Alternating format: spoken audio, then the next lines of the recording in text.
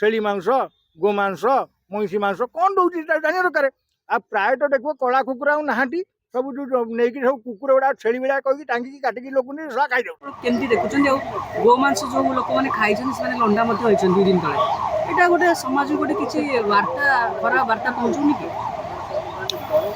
गाव ही विश्व मातरम है गोमाता है आमर माँ आम गो माता कहू सी आमर माँ कहला नम ब्रह्मण्य देवाय गो ब्राह्मण हिताय जगत हिताय कृष्णाय गोविंदाय नमः नमः जी गोविंद जी ब्राह्मण जी गोरु से समस्त सामान तेणु गोमाता को आम ब्राह्मण बा गोविंद बा भगवान सहित सामान करूँ तेणु गोमातार गोपाद आम ग्रहण कर सनातन धर्म संस्कार अनुसार जदि गोमातार मांस को किए खाइब गोमातार आम दुग्धपान कर दही खाई तार अमृत दिए पंचामृत गोमाता ठार मिले तेणु गोमाता अमृतदात्री तेणु तार मांस को खाइबा एक प्रकार विधर्मी दर्शन हिंदू दर्शन नुहे जो माने औरंगजेबर तीनिटा नियम थिला से तीनिटा नियम प्रयोग करथिला सबुठारु माने जो कहती विधर्मी आक्रांता भितर औरंगजेब है गोटे भयंकर राक्षस गोटे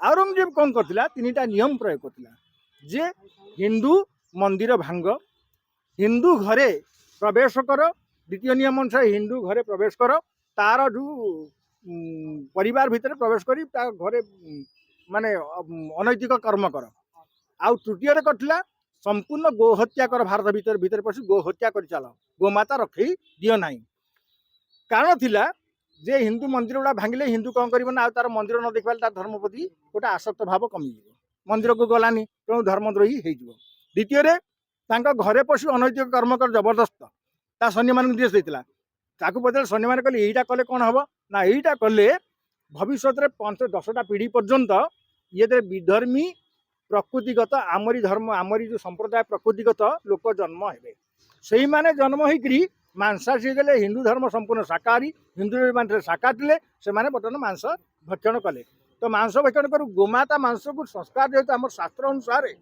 जो प्रकार आम माछ मांस को चिन्हवा जोटा कि जाना शास्त्र अनुसार जाना से सब जिन खाद्य पदार्थ मैंने जानिले ना शिक्षार अभाव रहा धारा 30 लागू हो गला शास्त्र पढ़ाला ना स्कूल मानक विभिन्न प्रकार विद्यालय मानक गुरुकुल बंद कर दिगला शास्त्र अध्ययन कले ना शास्त्र को जानिले ना पुराण शास्त्र किसी शुणिले ना कि जानले ना द्वारा कहले हिंदू धर्म विरोध जो विधर्मी मैंने चक्रांत करते षड्यंत्र करते तार शिकार एम गले खाद्य वस्त्र पानीय द्वारा एमाने ए षड्यंत्र शिकार हेले विधर्मी मैंने कौन कले 900 वर्ष है आमर भारत भीतर पशि खाद्य वस्त्र पानीय षड्यंत्र कर चलती तेणु मोर कहवा कथा जो मैंने भाई प्रकृत हिंदू बा हिंदू आसक्त भाव चाहूँ जो मैंने युवपीढ़ी मान उन्नत जे जो प्रथम है स्वधर्म निधन क्षय परधर्म भयावह धर्म को रक्षा कर दरकार पड़े मृत्यु हो जापे आम से सका उठले भस्म तिलक लगाऊ जे दरकार पड़े मृत्यु हो पाए कि धर्म रक्षा आवश्यक तेणु जो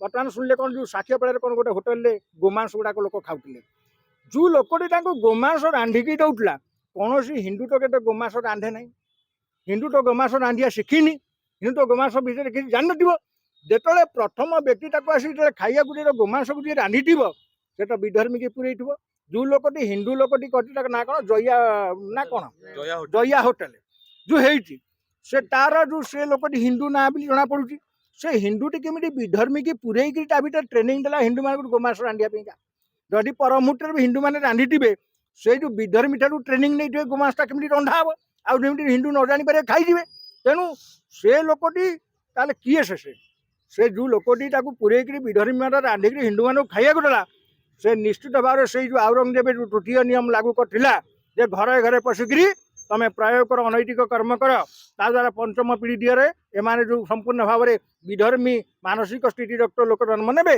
से लोकटी निश्चित भाव सैया ता घरे निश्चित भाव के पशिथे ता परिवार भीतर के पशिथे गोमांस खाई बर्तमान हिंदू माने पश्चाताप कर जो प्रायश्चित अच्छी तो जानी जो मैंने जानिक खाती से प्रायश्चित करेंगे ना जो मैंने अजाणत खाई तेणु से भी जानवा दरकार अरे जदि मांस किलो को 800 टंका तुमको सारा 50 टंकार केमी रोज 15 पीस मांस बे केड़े मूर्ख तमें तमें आगे जाना दरकार से मांस किलोटा बाहर कौन बिका 800 टंका ଇଏ କେମିତି 5 ଫିଟ୍ ଦଉଛି କୋଉ ମାଂସ ଦଉଛି?